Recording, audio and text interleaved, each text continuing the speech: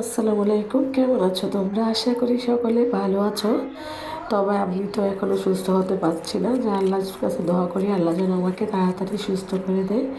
এবং প্রিয় ভাই এবং বোনেরা, তোমরাও আমার জন্য দোয়া করো আমি যেন তাড়াতাড়ি সুস্থ হতে পারি। তো আজকে দেখতে পাচ্ছ আমি যে মাছ ভাজি করছি। তো এই মাছগুলো হচ্ছে পাঙ্গাস মাছ, আজকে নিয়ে আসা হয়েছে, খুবই তাজা মাছ। আর মাছটা খুব কষ্ট করে ছিলেছে আমার ভাই এবং আমার কাকি। তো এখন আমি আমার ছেলে খাবো, 4 পিসই যথেষ্ট আমাদের জন্য। তো 4 পিস মাছ আমি খুব সুন্দর করে লাল লাল করে মনে করে নিব। তো আমার ছেলে এই মাছগুলোটা খুব পছন্দ করে।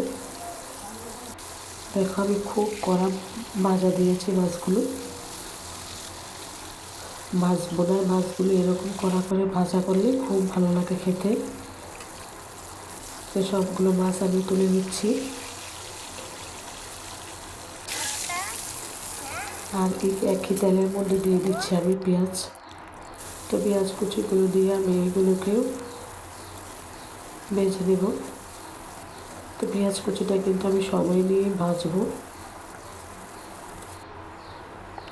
তো এখন আমি দিয়ে দিচ্ছি, দেখো অল্প, খুবই সামান্য পরিমাণ রসুন বাটা আর অল্প পরিমাণ লবণ।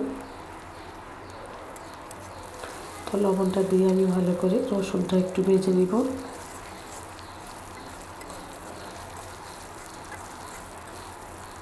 তো আমার ভাজা হয়ে গেছে, এখন আমি অল্প পরিমাণ পানি দিয়ে দেব। তো এই পানির মধ্যে আমি মশলা দিয়ে দিচ্ছি। তো দিয়ে দিচ্ছি হলুদ গুঁড়ো, লাল মরিচের গুঁড়ো, 2-3টা কাঁচামরিচ ফালি করে দিয়েছি। তো এখন দিয়ে দিব আমি হালকা পরিমাণ জিরার গুঁড়ো, খুবই সামান্য। তো সবগুলো উপকরণ দিয়ে আমি তার মধ্যে একটা টমেটো দিয়ে দিচ্ছি। এই পাকা টমেটোটা দিয়ে আমি ঢাকনা দিয়ে ঢেকে দিব।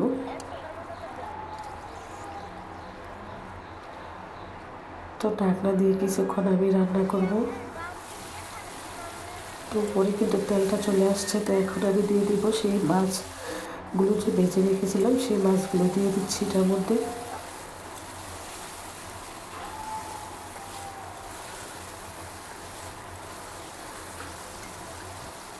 আর এই চুলাতে রান্না করা কিন্তু খুবই ঝামেলার।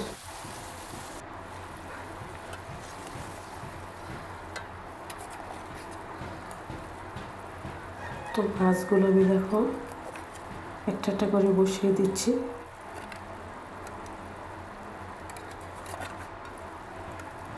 তো বসিয়ে আমি আবার ঢাকনা দিয়ে ঢেকে দিয়েছি। তো ঢাকনা খুলে তার মধ্যে দিয়ে দিব একটু, ঢাকনা খুলে আমি দিয়ে দিব ধনেপাতা কুচি। তো বিহন, যদি আমার ভিডিও ভালো লাগে প্লিজ একটা লাইক দিয়ে কন্টিনিউ করো। কেন জানি না, তা আমার ভিডিও খুব বেশি ভিউ হচ্ছে না এখনও। এখন শর্ট ভিডিও যখন দিতাম খুব বেশি ভিউ হতো।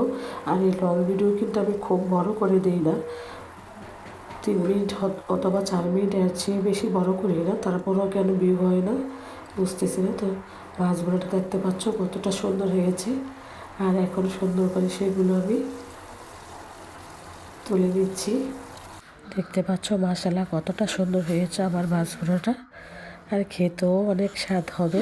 ট্রাই করে দেখো। আজ এখানে, আল্লাহ হাফেজ।